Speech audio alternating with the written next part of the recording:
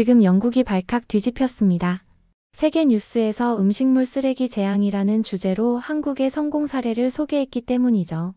영국 정부와 환경단체들은 도대체 어떻게 작은 아시아 국가가 우리도 해결하지 못한 문제를 극복했는지 논쟁 중입니다.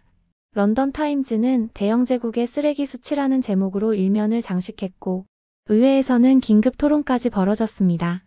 모든 언론이 한국의 음식물 쓰레기 처리 시스템을 마치 마법처럼 보도하고 있다고 합니다. 과연 어떻게 된 일인지 사연 함께 들어보시죠. 그 전에 구독과 좋아요를 눌러주시면 영상 제작에 많은 힘이 된답니다. 감사합니다. 안녕하세요. 저는 아서 스펜서입니다. 대영 제국의 심장 런던에서 30년간 시의원으로 일하다 은퇴한 62세 신사입니다. 제 혈관에는 순수한 영국의 피가 흐르고 있습니다. 우리 영국인들은 세계 문명을 이끌어온 위대한 민족이죠.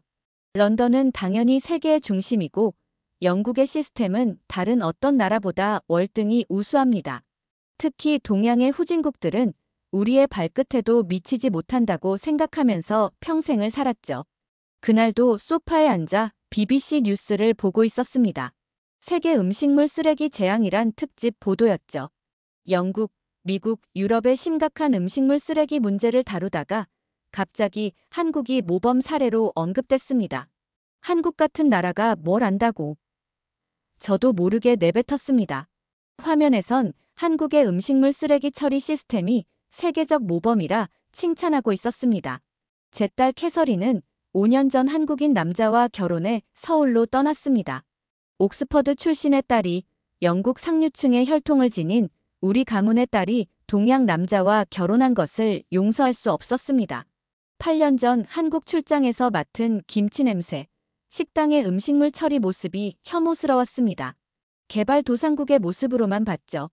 지금 생각하면 그것이 분류 시스템의 시작이었는데 말입니다. 캐서린은 서울에서 음식물 쓰레기 관련 스타트업에 다닌다고 했습니다. 영국인의 자존심을 버린 배신자로 여겼죠. 딸과는 거의 연락하지 않았습니다.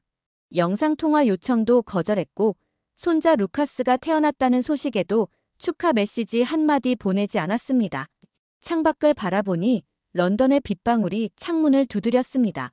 쓰레기 수거일이라 길가엔 쓰레기 봉투들이 산처럼 쌓여 있었고 비에 젖어 일부는 찢어져 내용물이 흘러나왔습니다. 아름답지 않은 광경이었지만 그건 영국의 전통이라 여겼습니다. 전화가 울렸습니다. 발신자는 캐서린이었습니다.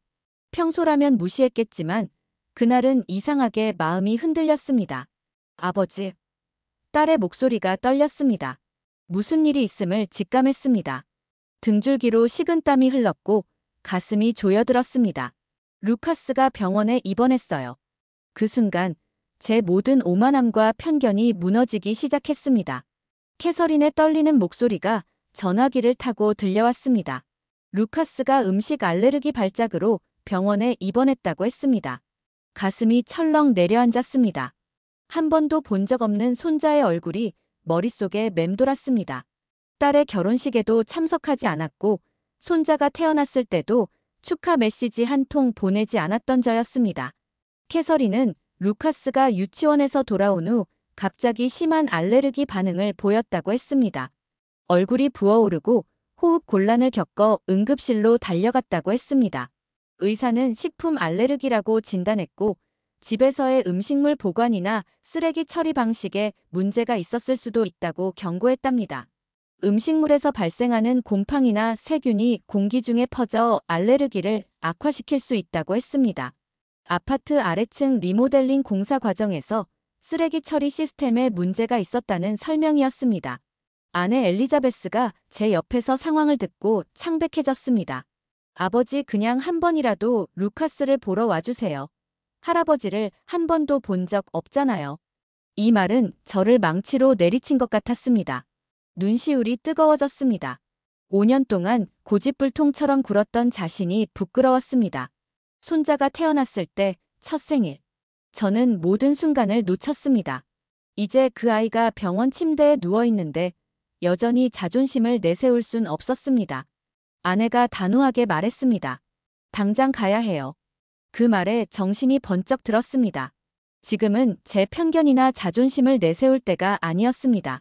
가족이 위기에 처했을 때 가장 중요한 것은 함께하는 것이었습니다. 전화를 끊고 아내와 서둘러 짐을 쌌습니다. 여권을 찾고 비행기 표를 예약했습니다. 한국으로 가는 비행기 표를 예약하는 제 손이 떨렸습니다.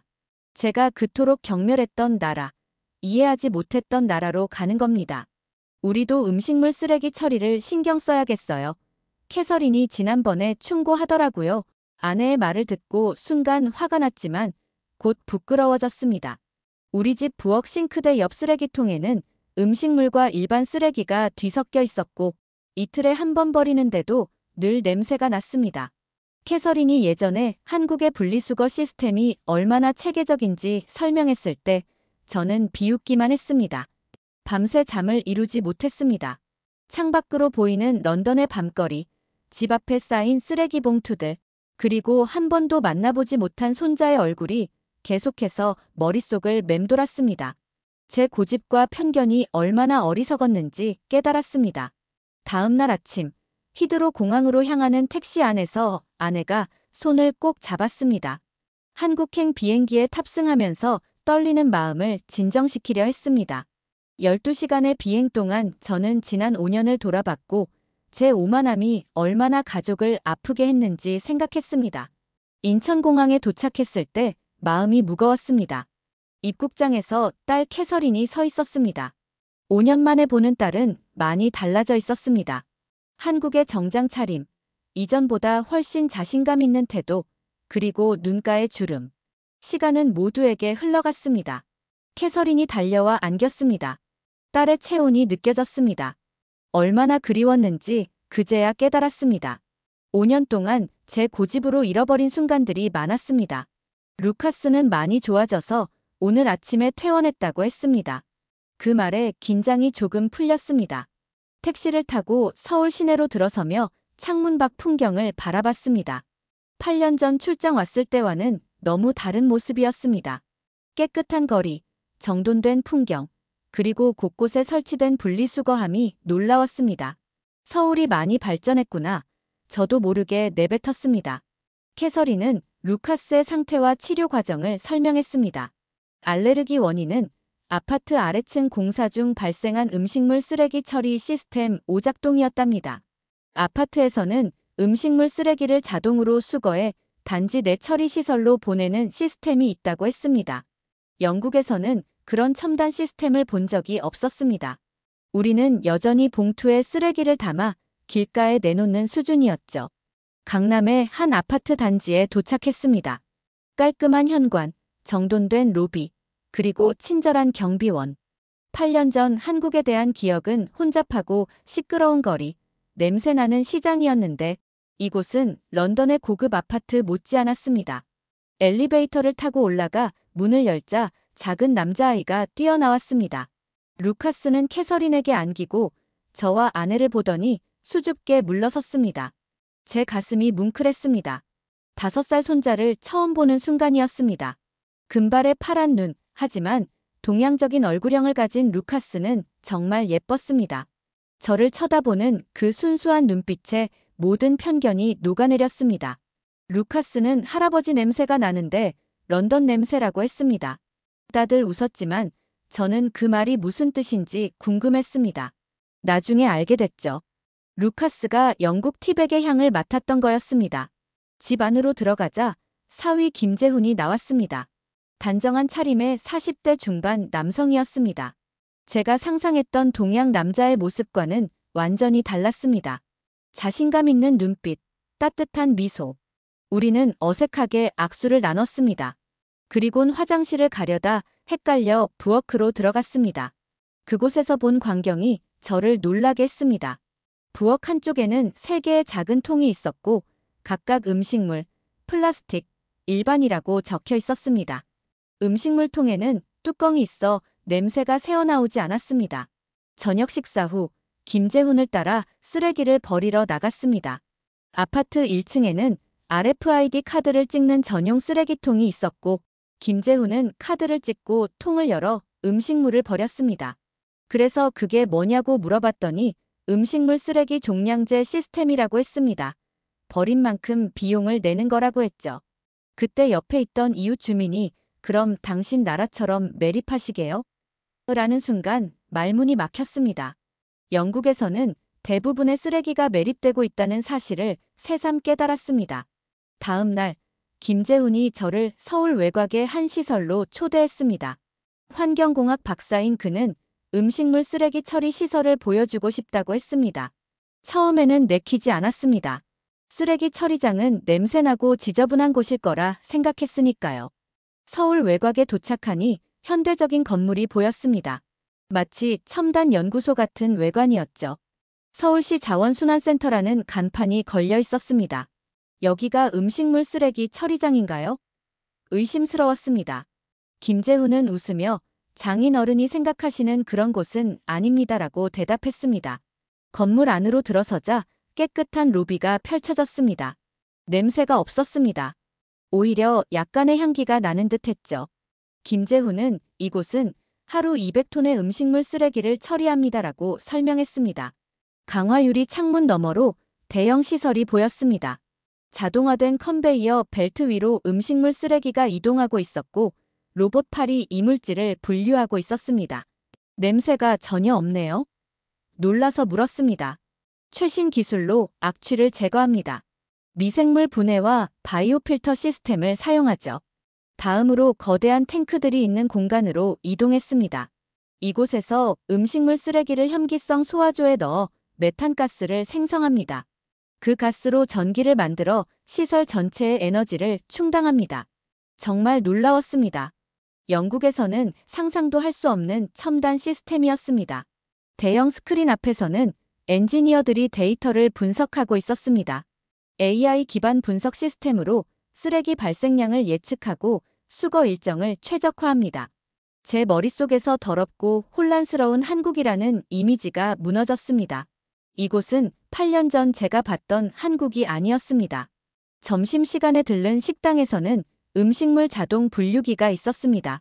손님들이 남긴 음식은 자동으로 분류되어 바이오가스 처리 시설로 보내진다고 했습니다.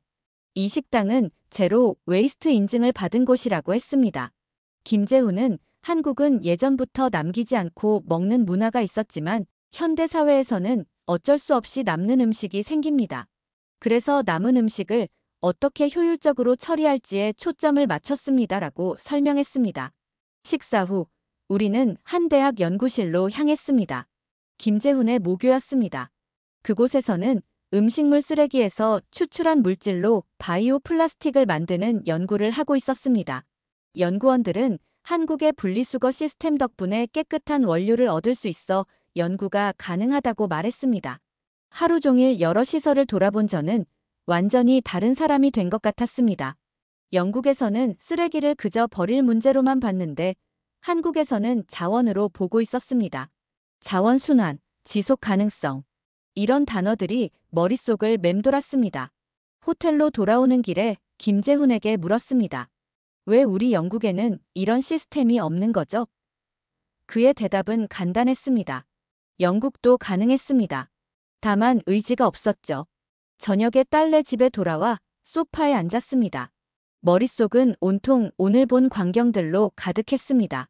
그때 김재훈이 노트북을 들고 와서 제 옆에 앉았습니다. 장인어른, 이것 좀 보세요. 그가 화면을 켰습니다. UN 환경회의 영상이었습니다. 한국의 음식물 쓰레기 처리 기술이 세계적인 모범 사례로 소개되고 있었습니다. 국제 환경 전문가들이 한국의 시스템을 극찬하는 모습이 보였습니다. 이건 작년 회의 영상입니다. 저희 회사도 참여했죠. 다음은 영국 BBC에서 보도한 영상이었습니다. 영국의 쓰레기 매립 문제를 다룬 내용이었는데 영국의 매립지가 포화 상태에 이르러 심각한 환경 문제를 일으키고 있다는 경고였습니다. 런던에서는 이런 뉴스도 봤나요? 김재훈이 물었습니다. 마음이 무거워졌습니다. 런던에서도 이런 문제를 다루는 뉴스가 있었지만 저는 항상 우리는 잘하고 있다고 믿었던 것 같습니다. 그런데 실제로는 전혀 아니었습니다. 우리가 선진국이라고 자부했지만 실제론 뒤처졌구나. 저도 모르게 중얼거렸습니다. 김재훈은 영국도 충분히 음식물 쓰레기 문제를 해결할 수 있는 기술력과 자원이 있다고 말했습니다. 다만 시스템을 바꾸려는 의지와 시민들의 참여가 부족했던 거라고요. 한국은 자원이 부족한 나라였기에 어쩔 수 없이 효율적인 시스템을 발전시켰습니다. 위기가 기회가 된 셈이죠. 다음 날, 김재훈은 저를 동네 노인정으로 데려갔습니다. 그곳에서는 70, 80대 어르신들이 분리배출 지킴이로 활동하고 있었습니다. 매일 아침 단지 내 분리수거장을 돌며 제대로 분류되지 않은 쓰레기를 바로잡고 주민들에게 분리배출 방법을 가르치는 일이었습니다. 우리 세대가 앞장서야 다음 세대가 따라오지. 한 할머니가 힘차게 말씀하셨습니다. 김재훈이 번역해 주었지만 그 열정은 언어를 초월해 전해졌습니다. 저보다 훨씬 연세가 많은 분들이 환경을 위해 봉사하는 모습이 감동적이었습니다. 그날 오후 캐서린의 회사를 방문했습니다. 딸이 일하는 스타트업은 음식물 쓰레기에서 추출한 물질로 천연 비료를 만드는 곳이었습니다. 작은 회사였지만 이미 여러 농가와 계약을 맺고 제품을 공급하고 있었습니다. 캐서린이 자랑스럽게 회사를 소개했습니다. 아버지, 우리 제품으로 재배한 채소들이에요. 테이블 위에는 싱싱한 채소들이 놓여 있었습니다. 음식물 쓰레기에서 나온 비료로 자란 채소들이 다시 음식이 되는 거예요. 완벽한 순환이죠. 이날 저녁 루카스는 저에게 그림책을 가져왔습니다. 쓰레기가 보물이 되는 마법의 나라라는 제목의 책이었습니다. 아이들을 위한 환경 교육 도서였습니다. 루카스는 유치원에서 배운 분리수거 노래를 불러주었고 자신이 직접 만든 쓰레기 괴물과 재활용 영웅 장난감을 보여주었습니다. 놀라웠습니다. 5살 아이가 이미 환경 보호와 자원 순환의 개념을 이해하고 있었습니다. 영국에서는 제 손잡벌 되는 아이들에게 이런 교육이 거의 이루어지지 않고 있었습니다. 우리는 단지 쓰레기는 쓰레기통에 버려라라고만 가르치고 있었죠. 저녁 식사 후 아내 엘리자베스가 제게 속삭였습니다. 여기 얼마나 머물 예정이에요? 평소 같았으면 하루라도 빨리 돌아가자고 했을 텐데 이번엔 달랐습니다. 좀 더 있고 싶어요. 배울 게 많아요. 일주일이 지나고 루카스는 완전히 회복되었습니다. 아이의 웃음소리가 집안을 가득 채웠습니다. 저와 아내는 서울 생활에 점점 적응해가고 있었습니다. 처음엔 낯설었던 분리수거도 이제는 자연스러웠고 김치 냄새도 괜찮아졌습니다. 오히려 맛있게 느껴지기까지 했습니다. 루카스와 함께 한강공원에 갔습니다. 강변은 깨끗했고 쓰레기통은 모두 분리수거함으로 되어 있었습니다. 루카스가 아이스크림을 다 먹고 저에게 종이컵을 건넸습니다. 할아버지, 저기 종이통에 버려주세요. 아이가 쓰레기통을 정확히 구분하는 모습이 놀라웠습니다. 여긴 쓰레기도 착해요. 루카스가 말했습니다. 무슨 뜻인지 물었더니 캐서린이 설명해 주었습니다. 쓰레기가 제자리를 찾아가니까 나쁜 짓을 안 한다는 뜻이래요. 유치원에서 그렇게 배웠대요. 그 말에 눈시울이 뜨거워졌습니다. 아이의 순수한 말 한마디가 저를 깊이 찔렀습니다. 영국으로 돌아가야 할 시간이 다가오고 있었지만 이상하게 두려웠습니다. 런던의 쓰레기 더미들, 분리되지 않은 음식물 쓰레기, 낭비되는 자원들. 이제는 그 모든 것이 문제로 보였습니다. 호텔로 돌아가는 길에 식당 앞을 지나갔습니다. 한 식당 주인이 손님들에게 음식은 남기지 마시고 알맞게 주문하세요. 환경을 생각합시다라고 안내하는 모습이 보였습니다. 김재훈이 설명하길 많은 식당들이 잔반제로 캠페인에 동참하고 있다고 했습니다. 남은 음식이 적은 식당에는 인증마크를 주고 세금 혜택도 준다고 했습니다. 저녁에는 캐서린 부부가 특별히 한식 파티를 준비했습니다. 한국 전통 음식들이 테이블 위에 가득했습니다. 처음에는 낯설었지만 하나씩 맛보니 정말 맛있었습니다. 김재훈의 어머니도 오셔서 직접 만든 김치를 가져오셨습니다. 8년 전 제가 혐오했던 그 김치가 이제는 맛있게 느껴졌습니다. 식사 중에 김재훈의 어머니가 제게 말씀하셨습니다. 영국 사람들은 왜 음식을 남기는 것을 부끄러워하지 않나요? 당황스러웠지만 솔직하게 대답했습니다. 우리는 그렇게 교육받지 못했습니다. 음식이 풍족했기 때문에 아껴야 한다는 의식이 부족했던 것 같습니다. 노부인은 고개를 끄덕이셨습니다. 한국은 전쟁을 겪었고 가난했습니다. 하나의 쌀알도 소중했죠. 그래서 우리는 음식을 남기는 것을 큰 죄로 여겼습니다. 그 말씀이 가슴에 와닿았습니다. 역경이 지혜를 낳은 것입니다. 영국으로 돌아갈 날이 이틀 앞으로 다가왔습니다. 캐서린이 제게 물었습니다. 아버지, 괜찮으세요? 요즘 생각이 많아 보여요. 솔직히 대답했습니다. 영국으로 돌아가기가 두렵구나. 그곳의 모든 낭비와 무관심이 이제는 견디기 힘들 것 같아. 캐서린은 제 손을 잡았습니다. 아버지도 변화를 만들 수 있어요. 영국에서 아버지 같은 분들이 목소리를 내야 해요. 그 말이 저에게 용기를 주었습니다. 맞습니다. 더 이상 방관자가 아닌 변화의 주체가 될 때였습니다. 마지막 날, 김재훈이 저를 자신의 회사 강연에 초대했습니다. 장인 어른의 시각도 중요합니다. 오셔서 영국의 현실을 말씀해 주세요. 제가 무슨 말을 할 수 있을까 망설였지만 수락했습니다. 강연장에는 환경 관련 업계 사람들과 대학생들이 모여 있었습니다. 김재훈의 주제는 음식물 쓰레기는 자원이다였습니다. 그는 탁월한 프레젠테이션 실력으로 청중을 사로잡았습니다. 핵심은 단순했습니다. 음식물 쓰레기를 단순한 쓰레기로 보지 말고 에너지와 비료로 전환할 수 있는 소중한 자원으로 봐야 한다는 것이었습니다. 한국의 음식물 쓰레기 처리 기술은 세계 최고 수준입니다. 하지만 진짜 기술은 기계나 시스템이 아니라 자원을 낭비하지 않는 철학입니다. 이 철학이 바로 한국의 진짜 기술입니다. 김재훈의 말이 깊은 울림을 주었습니다. 기술만으로는 환경 문제를 해결할 수 없습니다. 사람들의 의식과 생활 방식이 변해야 합니다. 한국은 그 두 가지를 모두 발전시켰습니다. 강연 후반부에 김재훈이 저를 무대로 초대했습니다. 준비되지 않았지만 진심을 담아 말했습니다. 저는 영국에서 온 아서 스펜서입니다. 솔직히 말해 한국에 대한 편견이 있었습니다. 하지만 이곳에서 일주일을 보내며 제가 얼마나 무지했는지 깨달았습니다. 영국은 스스로를 선진국이라 부르지만 음식물 쓰레기 처리에 있어서는 한참 뒤처져 있습니다. 청중들의 표정이 놀라움에서 관심으로 바뀌었습니다. 계속 말했습니다. 우리는 자원을 낭비하고 있습니다. 쓰레기통에 모든 것을 섞어버리고 땅에 묻습니다. 이것이 선진국의 방식이라고 생각했습니다. 얼마나 어리석었는지 모르겠습니다. 제 목소리가 떨렸습니다. 저는 이제 영국으로 돌아가 변화를 시작하고 싶습니다. 한국에서 배운 것들을 나누고 싶습니다. 쓰레기는 쓰레기가 아닙니다. 그것은 우리가 어떻게 다루느냐에 따라 재앙이 될 수도 자원이 될 수도 있습니다. 강연이 끝나고 많은 사람들이 다가와 명함을 건넸습니다. 한국의 환경 기술을 영국에 소개하고 싶다는 제안도 받았습니다. 그날 밤 처음으로 제 인생에 새로운 목적이 생겼다고 느꼈습니다. 은퇴 후 무기력하게 살았던 저에게 새로운 사명이 주어진 것 같았습니다. 집으로 돌아가는 길에 김재훈에게 물었습니다. 당신은 왜 이 일을 하게 됐나요? 그는 잠시 생각하더니 대답했습니다. 우리 아이들에게 더 나은 세상을 물려주고 싶었습니다. 루카스가 자랄 미래를 생각했죠.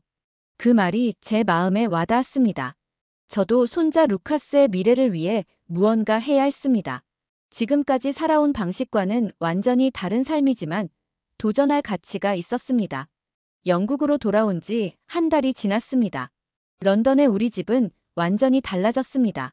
부엌에는 3개의 분리수거함이 있고 음식물 쓰레기는 별도로 모아 퇴비로 만들고 있습니다. 아내 엘리자베스도 적극 동참했습니다. 우리는 음식을 남기지 않으려 노력하고 장을 볼 때도 필요한 만큼만 구매합니다. 하지만 개인의 노력만으로는 한계가 있었습니다. 더 큰 변화가 필요했습니다.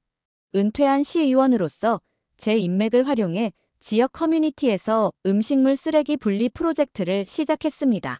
처음에는 몇몇 이웃들만 동참했지만 점차 참여하는 가구가 늘어났습니다. 한국에서는 이렇게 합니다라는 말로 설명을 시작할 때마다 사람들은 의아한 표정을 지었습니다. 영국인들에게 아시아 국가를 롤모델로 제시하는 것은 쉽지 않았습니다. 하지만 제가 직접 경험한 이야기를 진솔하게 전하자 사람들은 귀를 기울이기 시작했습니다. 지역신문에 제 이야기가 실렸고 이후 BBC 지역 방송에서도 인터뷰 요청이 왔습니다. 우리는 한국에서 배워야 합니다라고 카메라 앞에서 당당히 말했습니다.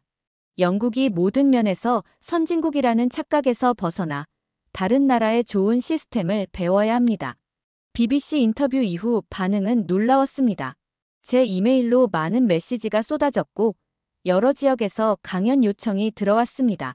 저는 사위 김재훈에게서 받은 자료들을 바탕으로 프레젠테이션을 만들어 영국 전역을 다니며 한국의 음식물 쓰레기 처리 시스템을 소개했습니다. 가장 큰 성과는 우리 지역 의회가 시범 사업으로 RFID 기반 음식물 쓰레기 수거 시스템을 도입하기로 결정한 것이었습니다. 물론 한국처럼 전국적으로 시행되기까지는 오랜 시간이 걸리겠지만 작은 시작이 큰 변화를 가져올 것이라 믿었습니다.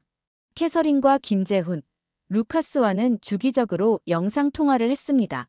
루카스는 매번 환경 보호에 관한 새로운 이야기를 들려주었고 김재훈은 한국의 최신 기술 발전을 공유해 주었습니다. 제 삶은 더 이상 공허하지 않았습니다. 6개월 후 우리는 다시 서울을 방문했습니다. 이번에는 관광객이 아닌 배움을 구하는 제자로서 왔습니다. 김재훈이 준비한 일정에 따라 여러 환경시설을 돌아보며 더 깊이 이해하려 노력했습니다. 캐서린이 동료들과 함께 개발한 천연 비료 프로젝트가 정부 지원을 받게 되었다는 소식도 들었습니다. 가족의 성공이 자랑스러웠습니다. 루카스는 이제 더 많은 영어를 할 수 있게 되어 저와 직접 대화할 수 있었습니다. 할아버지, 영국 사람들도 이제 쓰레기 분리해요? 순수한 질문에 자신 있게 대답할 수 있어 기뻤습니다. 마지막 날, 우리는 한강변에서 가족 산책을 했습니다. 루카스가 제 손을 잡고 걸으며 물었습니다. 할아버지는 왜 갑자기 한국을 좋아하게 됐어요? 잠시 생각하다 대답했습니다. 할아버지가 잘못 알고 있었단다. 한국은 배울 게 많은 나라야. 이제 할아버지도 한국의 제자란다. 귀국을 앞두고 가족과 함께 저녁 식사를 하며 제 생각을 나누었습니다. 처음에는 한국이 우리 가족을 멀어지게 했다고 생각했어. 하지만 실제로는 한국이 우리 가족을 구했어. 루카스의 건강뿐만 아니라 나의 오만함과 편견에서도 말이야. 그리고 이제는 영국의 환경도 조금씩 구하고 있지. 서울을 떠나는 비행기 안에서 창밖을 바라보며 생각했습니다. 한국은 단순히 지도 위의 작은 나라가 아니었습니다. 그곳은 저에게 삶의 교훈을 준 스승이었습니다. 쓰레기 더미 속에서 피어난 기적. 그것이 바로 제 인생의 반전이었습니다. 문명은 기술로만 완성되지 않습니다. 그 안에 철학과 사람의 태도가 함께할 때 비로소 세상을 바꿀 수 있습니다. 한국은 그걸 해낸 나라입니다. 음식물 쓰레기조차 소중히 다루는 나라, 한국을 존경하게 된 건 제 인생 최고의 반전이었습니다. 오늘의 사연은 여기까지입니다. 오늘의 사연도 좋으셨다면 구독과 좋아요를 눌러주세요. 오늘 하루도 훌륭한 대한민국의 국민으로서 자긍심을 가지고 활기찬 하루를 보내시길 바랍니다. 내일 더 좋은 영상으로 찾아오겠습니다. 감사합니다.